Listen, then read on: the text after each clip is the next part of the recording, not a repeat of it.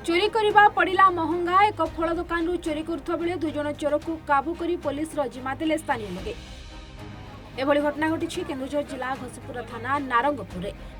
सूचना अनुसार नारंगपुर छकरे दुकान गुड़िक बारंबार चोरी होता बेले गतकाली संध्या समय सुनील साहू दुकान सेव चोरी करुवा समय लोकों हाबुड़े पड़ते दुई जन व्यक्ति। तेज धरा पड़ा चोर दुई जन हेले अलती पंचायत हरिपुर ग्रामर संकर्षण गाहाण विष्णु राउत। तेज दुई जन चोर को अटक रखी पुलिस को खबर देते स्थानीय लोके।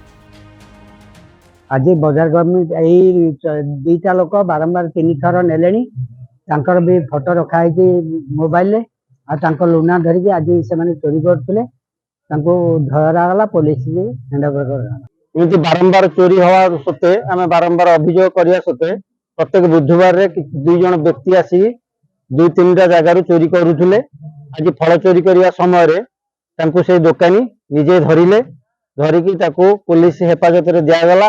बयान रु जहाँ स्पष्ट होउची से हरिपुर कृष्णपुर हरिपुर विलेज लोक बोली से कहवा कथा अनुजाई जहाँ जना पड़ी पुलिस कौन कार्यानुष्ठान जना अपेक्षा फॉलो करके सीसी कैमेरा रे फॉलो कराला आज पुणी सेव चोरी करथिला आगु अदा चोरी करथिला अदा चोरी करके 7 केजी नहीं बजार कमिटी वाला आज धरिले धरिकी पुलिस रे 100 डाकिकी हेफाजत रे छड़ा तेज खबर पाई पुलिस घटनास्थल में पहुंची से थाना रे अटक रखी अधिक पचराउचरा कर जनापड़ी।